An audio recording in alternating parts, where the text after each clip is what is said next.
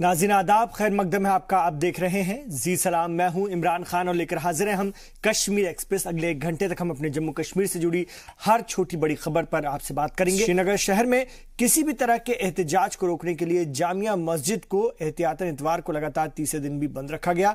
अलहदगी पसंद लीडरान ने security forces के साथ साल 2016 में अनंतनाग में मारे गए हिजबुल मुजाहिदीन के कमांडर बुरहान वानी की दूसरी बरसी पर आज हड़ताल की कॉल दी है और अलहदगी पसंद लीडरान ने दुख्तरान मिल्लत की चीफ आसिया अंद्राबी और उनके साथियों को मुल्क मुखालिफ सरगर्मियों में शामिल होने को लेकर पूछताछ के लिए NIA की हिरासत में दिल्ली ले जाने के खिलाफ शनिचर को हड़ताल की कॉल दी थी। मस्जिद में जुमे को भी नमाज अदा नहीं हो सकी थी।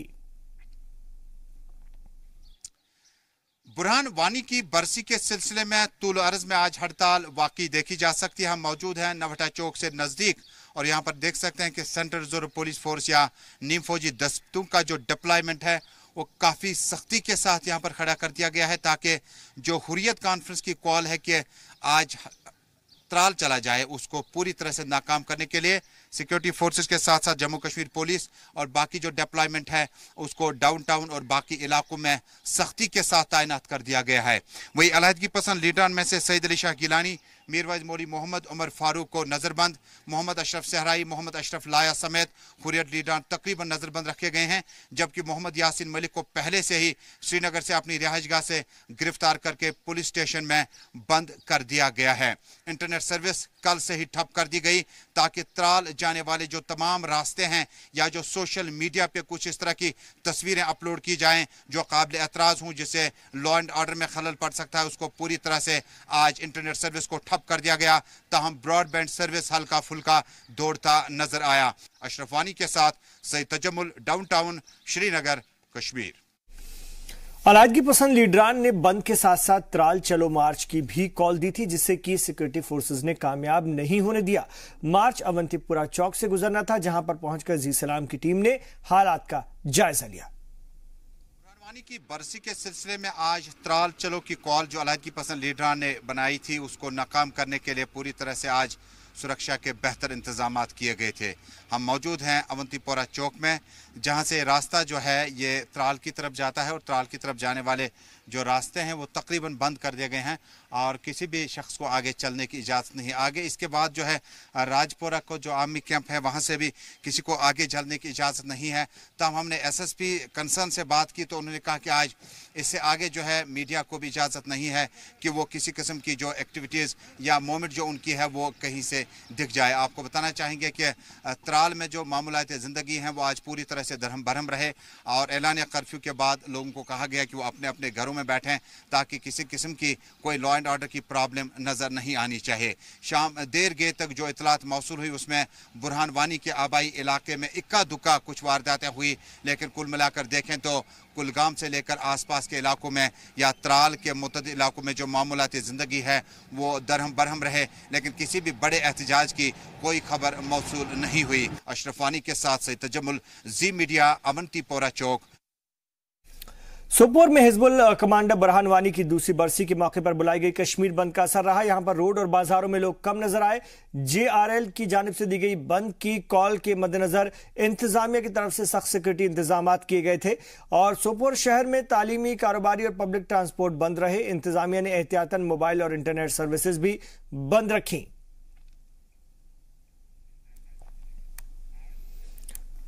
उधर अनंतनाग में भी हड़ताल के मद्देनजर सख्त सिक्योरिटी इंतजाम देखे गए। अनंतनाग में चप्पे चप्पे पर पुलिस तैनात रही। अनंतनाग के अहम रास्तों को एहतियातन बंद रखा गया था। हिजबुल कमांडर बुरहान वानी के दूसरी बरसी के मौके पर हुए कश्मीर के दूसरे हिस्सों की तरह कुलगाम में भी बंद का असर देखने को मिला। अलहदगी पसंद लीडरों के बंद की कॉल के साथ साथ सिक्योरिटी फोर्सेस के साथ तशद्दुद में मारे गए नौजवानों को लेकर भी इलाके में कशीदगी रही और हिजबुल कमांडर बुरहान वानी की दूसरी बरसी के मौके पर बुलाई गई बंद का असर बनिहाल में भी देखने को मिला। बनिहाल में एक तरफ जहां कारोबारी और तालीमी इदारे बंद रहे तो वहीं दूसरी तरफ जम्मू श्रीनगर हाईवे पर भी गाड़ियों की आवाजाही बंद रही। इससे हाईवे पर गाड़ियों की कतार लग गई। उधर बनिहाल बारामूला रेल सर्विस भी बंद रही। इधर तनमर्ग और उसके आसपास के इलाकों में भी बुरहान वानी की बरसी के मौके पर कुलगाम में पेश आए क्राइसिस को लेकर सड़कें सूनी रहीं। कारोबारी इदारे बंद रहे, रोड पर एक आध निजी गाड़ियां चलती हुई दिखी, लेकिन आम लोग घरों में ही रहे। जिले कुलगाम में पेश आए वाक़े के बाद पूरी वादी के साथ साथ बीरू, मागम, कुंजर और टंगमर्ग में सारी सड़कें सुनसान रही और ट्रैफिक भी कहीं नजर नहीं आया और सारे कारोबारी इदारे बंद रहे। इस रिपोर्ट के साथ BS सागर, जी मीडिया, गुलमर्ग। इधर बनिहाल में भी बंद का असर देखने को मिला। यहां पर तालीमी और कारोबारी इदारे बंद रहे। भदरवाह में अंजुमन इस्लामिया ने GRL की जानिब से बुलाई गई बंद की कॉल को सपोर्ट किया। इस मौके पर दुकानें, बाजार और तालीमी इदारे बंद रहे। रोड पर भी गाड़ियों की तादाद कम रही।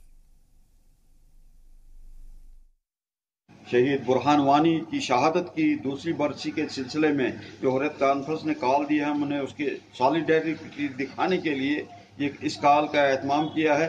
और उसके साथ साथ हालिया दिनों में, पिछले दिनों में कुलगाम में जो मासूम शहरियों पे, जिसमें एक बच्ची भी है, उनको शहीद किया गया बिला इश्तियाल, जो है आम लोगों पर फायरिंग की जा रही है, उसकी रिजेंटमेंट में भी ये हड़ताल दी गई है। और हम हुकूमत वक्त को ये मुतल्लक करना चाहते हैं कि ऐसी कार्रवाई से इज्तनाब किया जाए, सिविलियन किलिंग्स को बंद किया जाए, वरना जो है इससे हालात रोज बरोज खराब से खराब तर होते जाएंगे। हिजबुल मुजाहिदीन की कमांडर बुरहान वानी की दूसरी बरसी पर अलहदगी पसंद लीडरान की जानिब से बंद के ऐलान के मद्देनजर अमरनाथ यात्रा भी रोक दी गई है। इससे करीब हजारों की तादाद में अमरनाथ यात्रियों को कठुआ में रुकना पड़ा, तो वहीं 15,000 से ज्यादा यात्रियों को जम्मू, उधमपुर और रामबन जिले में रोका गया। वहीं कश्मीर को पूरे देश से जोड़ने वाले जम्मू श्रीनगर हाईवे और जम्मू इलाके के सरहदी जिलों पुंछ और राजौरी को जनूबी कश्मीर के शोपियान जिले से जोड़ने वाले मुगल रोड पर इंतजामिया ने आज आवाजाही एहतियाती तौर पर रोक दी। इसके साथ ही अमरनाथ यात्रियों समेत हजारों लोग बीच रास्ते में ही फंस गए।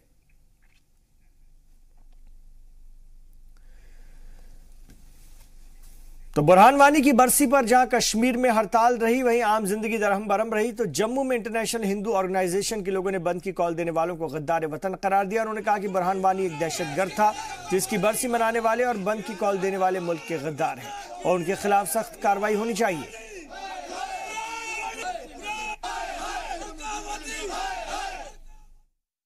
वो एक देशद्रोही आतंकवादी था जिसको आर्मी ने मार गिराया। इसके लिए मैं अप्रिशिएट करता हूं आर्मी को। और उसके साथ जो 10 की सूची थी उनको भी मार गिराया उन्होंने। और मैं आशा करता हूं जो नई सूची जारी की है आर्मी ने, आर्मी जल्द ही उनका भी खात्मा करेगी। किंतु आज अंतर्राष्ट्रीय हिंदू परिषद के द्वारा एक विरोध दर्ज कराया गया है कि जो लोग उसकी बरसी बना रहे हैं वो भी आतंकवाद को समर्थन कर रहे हैं, उन लोगों के ऊपर भी कार्रवाई होनी चाहिए। यही हमारी डिमांड है। तो जम्मू में इसको लेकर एहतजाज हुआ कि जो लोग कश्मीर में बंद की कॉल दे रहे हैं वो गद्दार वतन हैं और बुरहान वानी एक दहशतगर्द था। हिंदू तंजीमों के जरिए जमकर मुखालफत की गई। जम्मू में इधर कश्मीर के कई इलाके आज बंद रहे और इंतजामिया ने भी एहतियातन इंटरनेट और मोबाइल सर्विस बंद रखी। आज मिलिटेंट बुरहान वानी की दूसरी बरसी है, इसको लेकर के पहले से ही एहतियात बरती गई थी। उधर दूसरी तरफ जम्मू में हिंदू तंजीमों के जरिए एहतजाज किया गया।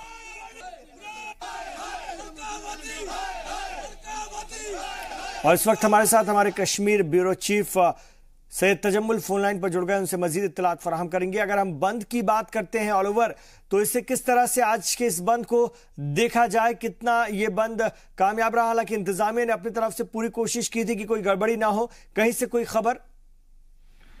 देखिए, आखिर लम्हात में जिस तरह से हमने अपना जो मैंने आज खुद मुशाहिदा किया इलाकों में, जिनमें अवंतीपोरा, राजपोरा और उसके आगे त्राल की तरफ जाने वाले इलाकों की तरफ डाउन टाउन, उसके बाद जनूबी कश्मीर के दयालगाम इलाके से, जबकि सेंट्रल कश्मीर श्रीनगर के करालापोरा इलाके से, बेमना के इलाके से इक्का दुक्का एहतजाजी मुजाहरे हुए। जबकि कुलगाम में कल आम 3 इंसानी जानों के ज़िया पर शहरी श्रीनगर में गायबाना नमाज जनाजा अदा किया गया। इसके अलावा कश्मीर यूनिवर्सिटी में तलबा ने आज के दिन बुरहान वानी के आज के बरसी के मौके पर एहतजाज किया। लेकिन आज कुल मिलाकर अगर देखें तो अभी तक जब हम राह रास्त मुखातिब है नाज़रीन के लिए, तो अभी तक जो हालात है वो बिल्कुल मामूल पे है। डिप्लॉयमेंट आज कदर मुख्तलिफ हिकमत अमली अपनाई गई थी गवर्नर इंतजामिया की तरफ से। जैसे कुलगाम में कल जहां जहां हालात खराब हुए थे वहां पर फोर्सेस का जो डिप्लॉयमेंट था वो कम कर दिया गया था। हैरान कुन और खिलाफ तवक्कुह मैं आपको बताऊं कि त्राल तक जाने वाले रास्ते अगरचे कौमी शहरा पर, जिसमें पांथा चौक से लेकर पांपोर और पांद्रेटन के आसपास जो इलाके आते हैं वहां पर खारदार तार बिछाई गई थी, इलाके सील कर दिए गए थे। और ये जांच पड़ताल के बाद कि किस गरज से आप कहां जा रहे हैं, पुलिस ने नरम लहजा और नरम तबीयत आज हमने जमीन पर देखी, काफी नरम लहजे के साथ बात कर रहे थे और आगे जाने की इजाजत दी थी। लेकिन उसके बाद अगर त्राल की तरफ जाए तो जब हम त्राल के अवंतीपोरा चौक के राजपोरा इलाके में पहुंचे तो वहां पर भी ज्यादा नाकाबंदी नहीं थी, डिप्लॉयमेंट ज्यादा नहीं था। लेकिन उसके बाद आगे जो सेना के जवान या फौज के जवान हैं वो बता रहे थे कि आगे जाने की किसी को भी इजाजत नहीं है। यानी गवर्नर इंतजामिया ने जो हिदायत आज जारी किए थे वो कदर मुख्तलिफ पॉलिसी थी। लेकिन उसके बाद आप बताएं कि शहर श्रीनगर में जो इलाके शहर खास के इलाके हैं, कम बेश जिन लोगों को दूध पानी या जरूरत जिंदगी हासिल करने के लिए घरों से बाहर आना था, उतनी सख्ती के साथ कर्फ्यू जो था वो नाफिज नहीं कर दिया गया था। आप रहिएगा हमारे साथ सैयद तजम्मुल, हमारे साथ राजन वैद्य भी जुड़ गए, हमारे प्रिंसिपल कॉरेस्पॉन्डेंट जम्मू से, उनसे बात करेंगे। जम्मू में एहतजाज हुए और जो कश्मीर में बंद था उसके खिलाफ एहतजाज हुए हैं, क्या कुछ माहौल रहा आज जम्मू में? राजन, और खासतौर से अमरनाथ यात्रा को भी एहतियातन रोका गया है। जी बिल्कुल इमरान, जिस तरह से आपने बताया कि जिस तरह से आज बुरहान वानी की आज दूसरी बरसी थी, उसके मद्देनजर जो है जम्मू से जो अमरनाथ यात्रा है वो आज नहीं जाने दी गई। लेकिन इसके बावजूद मैं इमरान आपको बता दूं, आज जम्मू से श्रीनगर जो कौमी शहर है उस पे इतना जाम लगा रहा और गाड़ियां जो हैं जो श्रीनगर जाने वाली थी या यहाँ से भद्रवाह डोडा जाने वाली थी, उनको रास्ते में रोका गया। उधमपुर के पास रोका गया और काफी देर तक जो है वहां से लोगों ने जो है जाम में फंसे रहे। लेकिन इसके बाद जो वहां में हमने खुद देखा, मैं बताऊं कि हम इमरान खुद फंसे हुए थे जाम में, और हमने वहां पे जब जो पुलिस अफसरान थे, जो ट्रैफिक विभाग के जो लोग थे, जब उनसे बात की तो उन्होंने कहा कि हमें पीछे से ऑर्डर है कि हम जितने भी लोग हैं उनको आगे जो है उधमपुर के आगे नहीं जाने देंगे।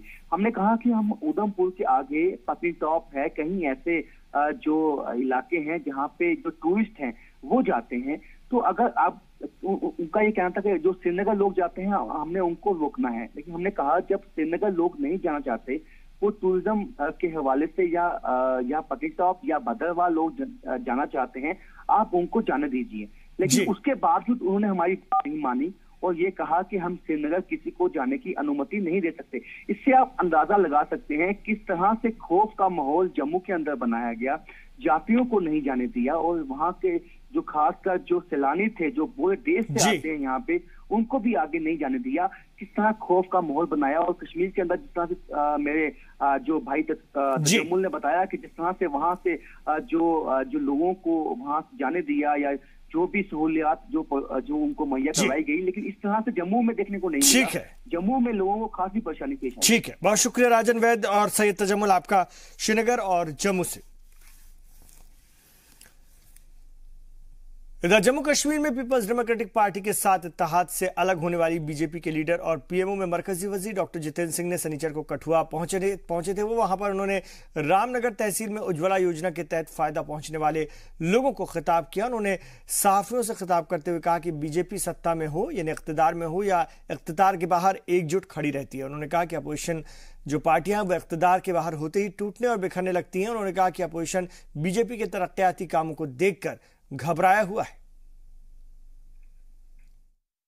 किसी भी परिस्थिति में जम्मू के हितों के साथ समझौता नहीं होगा और ना ही सत्ता की खातिर जम्मू के हितों के साथ भारतीय जनता पार्टी कभी किसी प्रकार का समझौता करने के लिए तैयार होगी।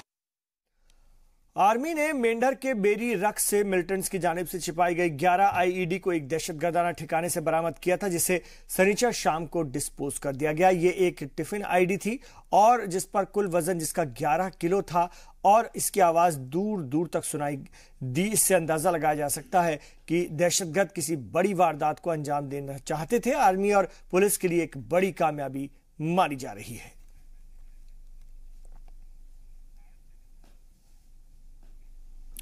अगर हम बात करते हैं दहशतगर्दाना सरगर्मियों की, तो उसके खिलाफ पीओके में जबरदस्त एहतजाज किया गया। पीओके के रावलकोट में मकामी लोगों ने पाकिस्तान के खिलाफ जमकर नारेबाजी की। उन्होंने इल्जाम लगाया कि इलाके का इस्तेमाल लश्कर और जैश जैसी दहशतगर्दाना तंजीमों को फरोग देने के लिए किया जा रहा है।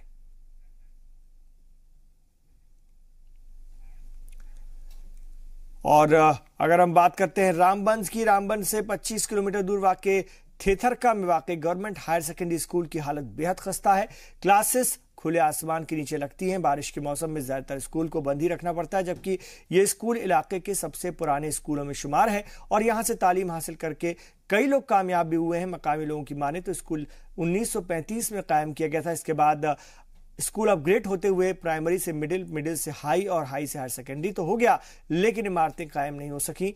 और हालत यह है कि 12वीं तक के इस स्कूल की 2 क्लासेस आज भी लैब में लगती हैं और बाकी की खुले आसमान के नीचे। शाहिन रानी, मैं 6 से आता हूँ, मैं 9th क्लास में पढ़ता हूँ।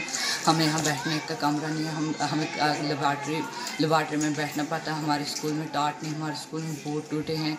10 क्लासें जो बाहर पढ़ती है खुले आसमान के नीचे, और यहाँ पे जल्द से जल्द मैं गवर्नर साहब से, डायरेक्टर साहब से, सीओ साहब से गुजारिश करना चाहता हूँ कि हमारे इस स्कूल में भी बिल्डिंग होनी चाहिए। जब हर जगह में डबल स्टोरी बिल्डिंग है तो यहाँ पे भी डबल स्टोरी बिल्डिंग होनी चाहिए। मैं 9th में पढ़ती हूँ, मैं यहाँ सुंडा से आती हूँ। हमें यहाँ पे बिल्डिंग की बहुत ज़्यादा कमी है। हमें जहाँ पे कंप्यूटर सीखना है, लेबॉर्ट्री है, वहाँ पे बिल्डिंग के हवाले से मैं बताना चाहूँगा कि इधर की तरफ जो है कोई तवज्जो जो है नहीं दी जा रही है। 12 क्लासें 1st से 12th तक जो है क्लासें जो है यहाँ चल रही है, तो 10 क्लासें जो है सिर्फ 2 क्लासरूम जो हैं यहाँ पर इस वक्त दस्तियाब हैं। वो भी लेबॉर्ट्री थी, लेबॉर्ट्री को मैंने 3 लेबॉर्ट्री हैं, फिजिक्स, केमिस्ट्री और बायो की 3 कमरे थे, तो 3 को फिर 2 को मैंने इमर्ज करके एक ही में रख दिया। तो इस तरीके से जो 2 ही क्लासें जो है असल में 2 क्लासें जो हैं वो पढ़े और बाकी जो है 12 क्लासें जो है ऑफर में जो है उनको पढ़ाना पड़ता है।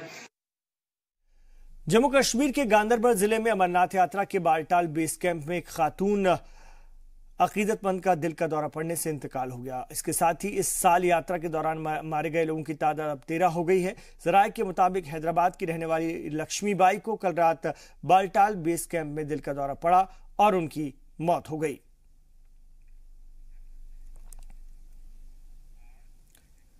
और पुंछ जिले में भारत पाकिस्तान एलओसी में के पास पुंछ रावलकोट में वाक़े संत भाई बहादुर सिंह देहरी साहब खड़ी धर्मशाला में पिछले 1 महीने से चल रहा 20वां सालाना गुरुमत समागम इख्तिताम पजीर हुआ। समागम में जिले भर के लोगों के अलावा दूसरी रियासतों से भी हजारों की तादाद में तकरीबन हर समुदाय के लोगों ने शिरकत की। इस मौके पर दीगर रियासतों से आए रागी और ढाड़ी जत्थों ने कीर्तन और दरबार सजाया, जिसमें गुरबानी और दीगर भजन गाए गए और मौजूद लोग भक्ति के रंग में नजर आए।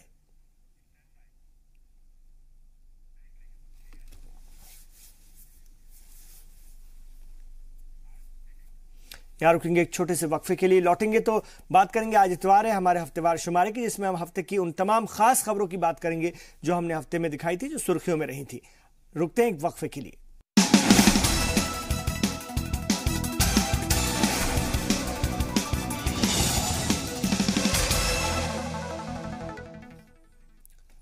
आप देख रहे हैं कश्मीर एक्सप्रेस। आज इतवार है नाज़रीन, और आज हम लेकर आते हैं अपना खास हफ्तेवार शुमारा। इस शुमारे में हम आपके लिए लेकर आते हैं हफ्ते भर की अहम और बेहद खास खबरें जो हम आपको हफ्ते भर दिखाते हैं, उनको एक बार फिर लेकर आते हैं। तो आइए आगाज करते हैं इस शुमारे का। इस हफ्ते पुलवामा से हिंदू मुस्लिम एकता की बेहतरीन मिसाल सामने आई थी। कुवैत में रह रही एक कश्मीरी पंडित खातून, मुस्लिम तबके की एक खातून जो कि बीमार थी, उनकी बीमारी का खर्च उठाने के लिए पुलवामा पहुंची थी।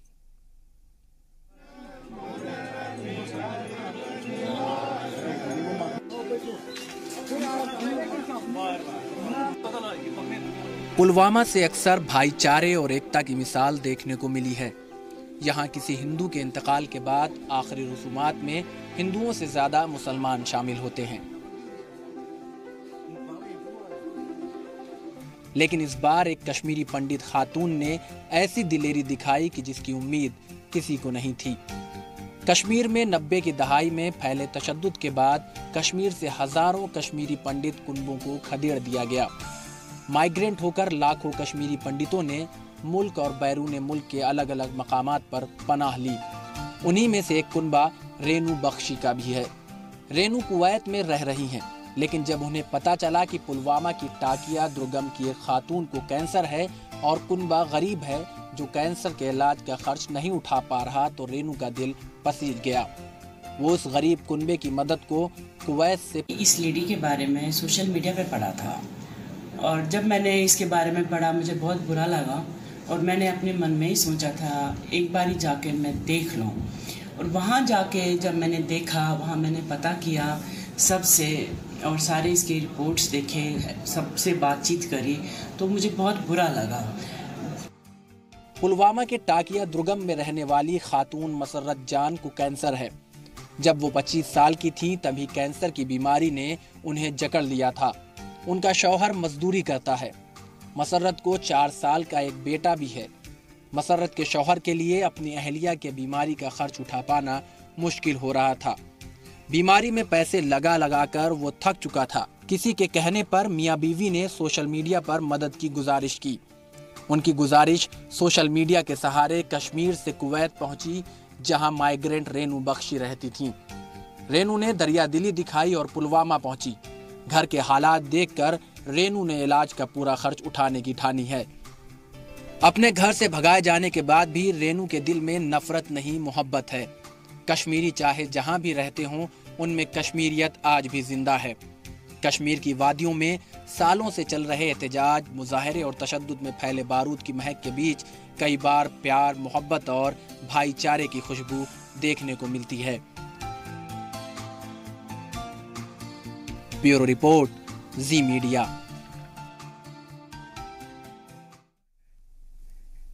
वाटर स्पोर्ट्स के लिए जिन वसाइल की और जराए की जरूरत होती है वो जम्मू कश्मीर में मौजूद हैं। और सबसे बड़ी बात यह है कि यहाँ के नौजवान कुनोइंग और क्याकिंग में खासी दिलचस्पी लेते हैं। सिखाने के लिए बहुत अच्छे कोच भी हैं। ऐसे में खिलाड़ियों को ट्रेन करने के लिए श्रीनगर में इन दिनों 7 रोजा कैंप का इनेकाद किया गया था। हमने ये खबर आपको दिखाई थी इस हफ्ते। आइए एक बार फिर देखते हैं। फ्लेक्सिबिलिटी ये बेसिक कंपोनेंट ऑफ ट्रेनिंग है, ठीक है। तो इंशाल्लाह आज का सेशन होगा, एक वार्म अप होगा।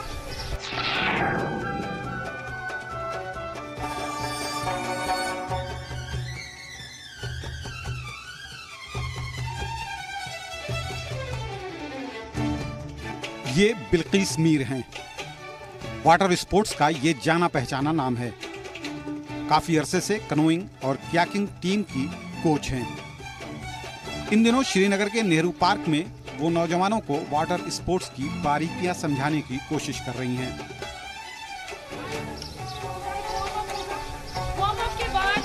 पूरे ध्यान से उनकी बातें सुन रहे ये सारे नौजवान कश्मीर के दूर दराज के इलाकों से ताल्लुक रखते हैं। कोई अनंतनाग से है तो कोई बांडीपुरा से।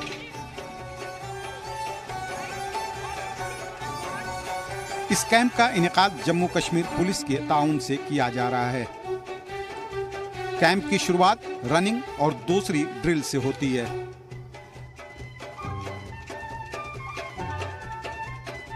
जिन लड़कों ने पहली दफा इस तरह के कैंप में शिरकत की है, उन्हें बहुत मजा आ रहा है। यहाँ पर बहुत मजा आ रहा है। यहाँ पर हमें फिटनेस वर्क दिखाई जाती है, वार्म अप होता है, वाटर स्पोर्ट्स खिलाते हैं। यहाँ आज परसों हमारे से वाटर स्पोर्ट्स यहाँ पर खेल रहे हैं। 6 दिन का कैंप लगा है यहाँ पर, तो बहुत मजा आ रहा है। शुरुआती वार्म अप के बाद खिलाड़ी वाटर ट्रैक पर उतरते हैं। प्रैक्टिस के लिए डल लेक में कई कश्तियों का इस्तेमाल किया जा रहा है। कोच की पारखी नजरें खिलाड़ियों के हर मूव पर रहती है।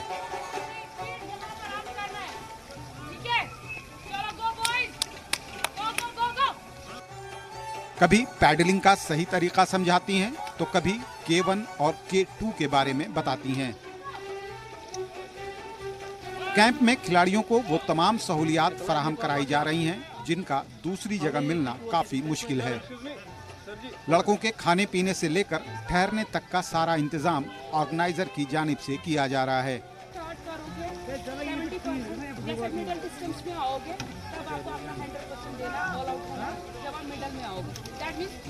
हालांकि दूसरे अजला में भी डल जैसी कई झीलें हैं जहां वाटर स्पोर्ट्स को फरोग देने के बेहतर मौके हैं, लेकिन सहूलियात न होने के सबब खिलाड़ी अपनी सलाहियत को निखार नहीं पाते।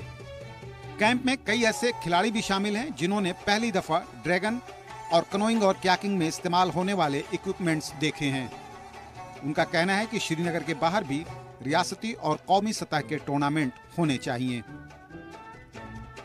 बहुत ज़रूरी है, इस कैंप लगने चाहिए। बांडीपोरा में भी, कुलगाम, अनंतनाग में भी कैंप लगने चाहिए।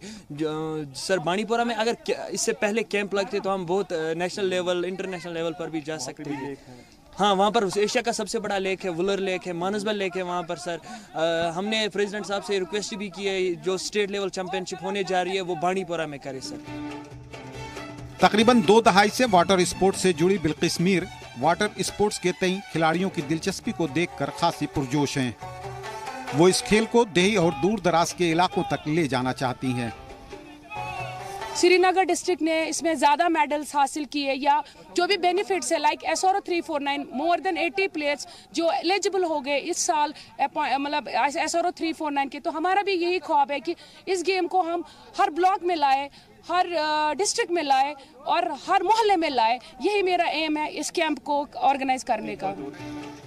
प्रैक्टिस मेड परफेक्ट, इस फलसफे पर सभी खिलाड़ी अमल करते हैं। बिल्किस भी इसी पर कारबंद हैं। उनका साफ मानना है कि टूर्नामेंट और कंपटीशन से खिलाड़ी नहीं पैदा किए जाते। कंपटीशन तो होते रहते हैं सर, कंपटीशन से हम कोई स्पोर्ट डेवलप नहीं कर सकता। जब तक हम प्रोफेशनल वे में कोचिंग कैंप्स कंडक्ट नहीं करेंगे तब तक जो रूरल बेल्ट में टैलेंट है वो आगे नहीं आ पाएगा। कोचिंग कैंप का होना बहुत ज़रूरी है। जब तक आप बच्चे को सिखाओगे नहीं तब तक कंपटीशन करने का कोई फ़ायदा नहीं। वादी में वाटर स्पोर्ट्स की मकबूलियत लगातार बढ़ती जा रही है। लड़के और लड़कियां दोनों ही इसमें दिलचस्पी लेते हैं। इस तरह के कैंप से उन्हें वाटर स्पोर्ट्स को अपना कैरियर बनाने में काफी मदद मिलेगी। ब्यूरो रिपोर्ट, जी सलाम। उधर जम्मू कश्मीर के सबसे बड़े railway station Jammu Tawi railway station की सूरत अब बदलने वाली है। जल्दी ही रियासत को एक मॉडर्न रेलवे स्टेशन की सौगात मिलने वाली है। खबर हमने आपको इस हफ्ते दिखाई थी, एक बार फिर देखिए। 1970 की दहाई में कायम जम्मू रेलवे स्टेशन कई दहाइयों से खुद को डेवलप किए जाने की राह देख रहा है। लगता है अब उसका इंतजार खत्म हो जाएगा। जम्मू रेलवे स्टेशन को मॉडर्न बनाने के लिए इंडियन रेलवे की जानिब से 133 करोड़ रुपए जारी किए गए हैं। हमारे प्रयासों से हमने जम्मू रेलवे स्टेशन को मॉडर्न रेलवे स्टेशन बनाने की श्रेणी में लाया। उस लिस्ट में जो आया, हिंदुस्तान में 23 ऐसे स्टेशन हैं जो मॉडर्न स्टेशन बनाए जाएंगे, उनमें एक जम्मू रेलवे स्टेशन है। उसके अलावा भी 133 करोड़ रुपया जो है वो हमने जम्मू रेलवे स्टेशन के लिए लाया, जिसमें 2 इलेक्ट्रॉनिक सीढ़ियां के बुजुर्ग भी होते हैं, हैंडीकैप भी होते हैं, कुछ ऐसे लोग होते हैं उन्हें जल्दी जाना होता है, बीमार होते हैं, वो नहीं सीढ़ियां चढ़ सकते। 2 इलेक्ट्रॉनिक सीढ़ियां और फिर 2 लिफ्ट भी उनके लिए वहां पर काम चल रहा है। वो काम समाप्त होने वाला है, मतलब वो तैयार हो चुका है। साथ ही 3 प्लेटफार्म और नए जो हैं वो बने, वो भी काम 133 करोड़ रुपए हमने इसके लिए लाया था। जम्मू रेलवे स्टेशन में एक अलग एंट्री बनेगी। नए एंट्री गेट के पास 5 नए प्लेटफॉर्म्स भी बनाए जाएंगे। इसके अलावा जम्मू रेलवे स्टेशन में 5 नई लाइनें भी बनाई जानी हैं। रेलवे स्टेशन में बने गुड्स गोदाम को सिक लाइन से हटाकर बड़ी ब्रह्मड़ा रेलवे स्टेशन के पास शिफ्ट किया जा रहा है। जम्मू रेलवे स्टेशन का एक सेकेंड एंट्री का हम लोग ने प्लान बनाया है, जो कि ऑलरेडी सैंक्शन भी हो गया है और काफ़ी आगे इसका काम बढ़ गया है। ऑलमोस्ट इसके टेंडर वगैरह करने की स्टेज पे आ गए हैं हम लोग। तो इसमें एक दूसरे साइड से भी एंट्री हो जाएगी और अभी केवल 3 प्लेटफॉर्म हैं, ये 7 प्लेटफॉर्म हो जाएंगे और इसमें कुछ चेंजेस करने पड़ेंगे हमें। यहाँ पे अभी गुड्स का काम होता है, तो गुड्स का काम हम यहाँ से शिफ्ट करके बाड़ी ब्राह्मण लेके जा रहे हैं। तो वहाँ बाड़ी ब्राह्मण में भी काम स्टार्ट हो चुका है और वो भी काफ़ी मतलब हो सकता है कि हमारी 2 साल के अंदर 2019 या 19 तक हो सकता है कि वो हमारा कंप्लीशन की स्थिति में आ जाए। वाज़ेह हो कि जब जम्मू रेलवे स्टेशन को कायम किया गया तब 3 प्लेटफॉर्म बनाए गए थे और 2 ही वॉशिंग लाइन थी। तकरीबन 5 दहाइयों बाद भी जम्मू तवी रेलवे स्टेशन का फरोग और एक्सपेडिशन नहीं हुआ है। आज भी रेलवे स्टेशन में 3 ही प्लेटफॉर्म हैं और 2 वॉशिंग लाइनें हैं। पहले यहां से 3-4 ट्रेनें ही आती जाती थी, लेकिन अब तादाद बढ़कर 25-30 हो गई है। इन ट्रेनों की सफाई से लेकर मरम्मत भी जम्मू रेलवे स्टेशन पर ही होती है। ट्रेनों की तादाद लगातार बढ़ रही है, लेकिन अभी तक रेलवे स्टेशन का एक्सपेडिशन नहीं हो सका है। देरी के बावजूद जम्मू तवी रेलवे स्टेशन को मॉडर्न बनाए जाने से मकामी लोगों के साथ साथ सयाह और आने वाले अकीदतमंद भी काफी खुश हैं। पहले बहुत ज्यादा से ज्यादा भीड़ हो जाती है तो उससे हमें प्रॉब्लम तो होती ही है। अगर ज्यादा बन जाएंगे तो बहुत सारे बेनिफिट्स होंगे। भीड़ को हम एक तरह से मतलब मैनेज कर लेंगे। अगर ज्यादा बन जाएंगे तो बहुत फायदा होगा, टूरिज्म को, सभी लोगों को फायदा होगा उससे। और मतलब कि सारी सुविधाएं मिलेंगी। जो भीड़ में पानी की सुविधा होती है, जैसे कि एक है तो पानी की बहुत सारी किल्लत होती है, वॉशरूम्स नहीं होते हैं। अगर कई सारे बन जाएंगे तो हमें सारी सुविधाओं की सुविधा उपलब्ध हो पाएंगी वहाँ पे। यात्रियों को बहुत फायदा होगा। अभी जितने प्लेटफार्म हैं वो कभी कभी नाकाफी हो जाते हैं, और आगे जितने प्लेटफार्म बनेंगे इस यात्रियों को उतनी सुविधा मिलेगी, और ये जरूर ही बनना चाहिए। जम्मू रेलवे स्टेशन की सूरत हाल बदलने के लिए जो रकम जारी की गई है उसके मुताबिक टेंडर का प्रोसेस शुरू किया जा रहा है। रेलवे स्टेशन में रिसोर्सेज बढ़ाने को लेकर के मुसाफिरों के लिए कई नई तरह की सहूलियात मुहैया कराने की तैयारी की जा रही है। राजन वैद की रिपोर्ट, जी मीडिया, जम्मू। यहां रुकेंगे एक छोटे से वक्फे के लिए, लौट रहे हैं हफ्तेवार शुमारे की और भी खबरों के साथ।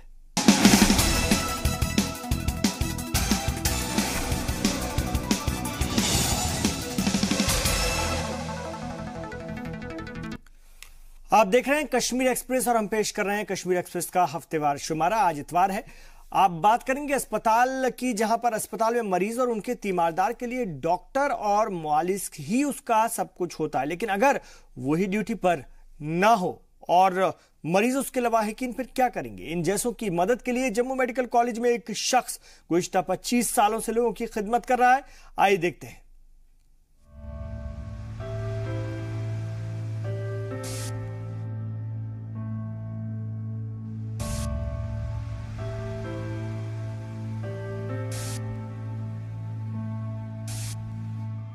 Government medical college Jammu region के मरीजों का इकलौता सहारा है। शहर के मरीजों के अलावा यहां पुंछ, राजौरी, उधमपुर जिले के दूर दराज इलाकों से सैकड़ों मरीज रोजाना इलाज के लिए आते हैं।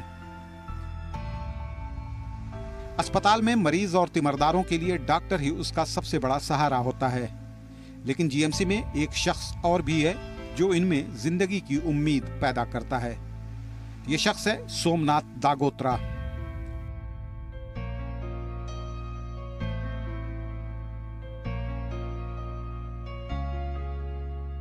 डॉक्टर की तरह ये सफेद एप्रन तो नहीं पहनते, लेकिन उमूमन ये सफेद कुर्ते पैजामे में ही रहते हैं।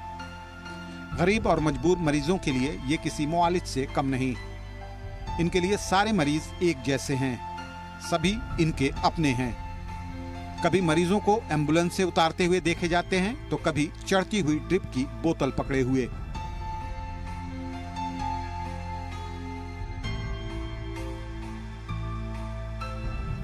मरीज की हर जरूरत को पूरा करने की कोशिश करते हैं सोमनाथ। गांव देहात से आने वाले गरीब और कम पढ़े लिखे मरीजों की माली इमदाद से लेकर दीगर फॉर्मेलिटीज पूरा करना उनका रोजाना का काम है। डबगोत्रा चैरिटेबल ट्रस्ट, उसमें जो मेन ऑब्जेक्टिव था हमारा वो यही था कि जहाँ पे गरीब लोगों को हेल्प करनी है, किसी को कपड़े देने हैं, किसी को दवाई देनी है, किसी को नकद राशि भी देनी है, और ख़ास कर जो हमारा मेन ऑब्जेक्टिव था उस ट्रस्ट में वो ये था कि एम्बुलेंस प्रोवाइड करवाने हैं। जीएमसी आने वाला हर शख्स उनका शनासा है। एक तरह से वो जीएमसी का ही हिस्सा लगते हैं। इंसानी हमदर्दी के जज्बे से सरशार सोमनाथ ने ये सफर अकेले ही शुरू किया था। आज उनके साथ एक काफिला जुड़ चुका है। चैरिटेबल ट्रस्ट के जरिए उन्होंने एम्बुलेंस का भी इंतजाम कर लिया है। गरीब मरीजों को दवा, खाना और कभी कभी कंबल वगैरह भी फराहम करता है उनका ट्रस्ट। मिलिटेंसी और कुदरती आफात से मुतासिर मरीजों का भी वो खास ख्याल रखते हैं। तो ये सोशल एक्टिविस्ट हैं, मतलब विदाउट एनी अनटायर्ड एफर्ट्स से अपना काम करते हैं, विदाउट एनी कोई चार्जेस काम करते हैं पब्लिक बेनिफिट्स के लिए। और हमें सोमनाथ जैसे लोग और भी चाहिए समाज के अंदर। 20-25 साल से हम इनको देख रहे हैं। यहाँ पर ये लोगों को कोई बीमार होते हैं उनको घर से ले आते हैं और एम्बुलेंस सर्विस भी प्रोवाइड करते हैं। पहले तो ये अपनी एक गाड़ी थी प्राइवेट, उसी में ही लाते थे, बाद में इन्होंने एक बनाया अपना सिस्टम। जीएमसी के डॉक्टर्स फिलहाल स्ट्राइक पर हैं। ऐसे में सोमनाथ जैसे लोग मरीज और तीमरदारों के लिए बेहद कारआमद साबित होते हैं। सोमनाथ दूसरों के लिए मिसाल हैं। एक मरीज को सेहतमंद होकर अस्पताल से वापस जाते देखना उन्हें हकीकी खुशी फराहम करता है। वो चाहते हैं कि इनफरादी तौर पर सभी को ये कोशिश करनी चाहिए कि वो अपना कुछ वक्त अस्पतालों में मरीजों की खिदमत के लिए वक्फ करें। जम्मू से जी सलाम के लिए राजन वैद की रिपोर्ट। मुल्क की एक बड़ी आबादी के पास खुद का घर नहीं है। ऐसे लोगों के लिए मरकजी हुकूमत की तरफ से प्रधानमंत्री आवास योजना शुरू की गई है। राजौरी जिले में प्रधानमंत्री आवास योजना के तहत जरूरतमंदों के लिए घर बनाए जा रहे हैं, जिससे कि मकामी लोग काफी खुश हैं। ये खबर हमने आपको इस हफ्ते दिखाई थी। आइए हफ्तेवार शुमारे में फिर देखेंगे।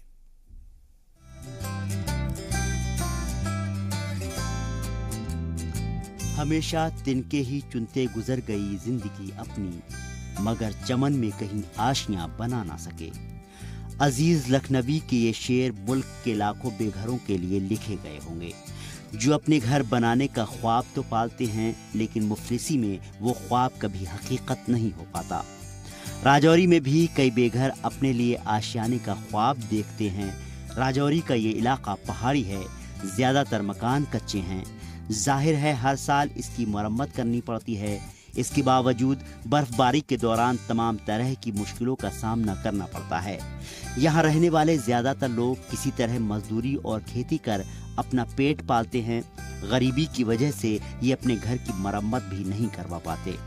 नतीजतन मौसम की मार खा खा कर इन गरीबों का आशियाना गिर जाता है। इसके बाद ये गरीब या तो अपने रिश्तेदारों या जानने वालों के रहमो करम पर उनके घरों में पनाह लेते या खुले में सोने को मजबूर होते। बहुत मुश्किल में जो कच्चे मकान है, अभी कुछ है और भी कच्चे मकान है, और लेकिन कुछ बन गए हैं। और गरीब लोगों के लिए गवर्नमेंट ने बहुत ठीक ठाक पला किया है। तो कितने मुश्किल में रहते थे जिनका मकान गिर गया? बहुत मुश्किल है, रात के रहने की जगह भी नहीं थी, वो मकान गिर गए थे, कहीं लोगों के घर में रहे। और जो गवर्नमेंट मदद कर रही है कितनी अच्छी स्कीम है। हाँ, अच्छी स्कीम है ये, गवर्नमेंट जो मदद कर रही है बहुत अच्छी स्कीम है।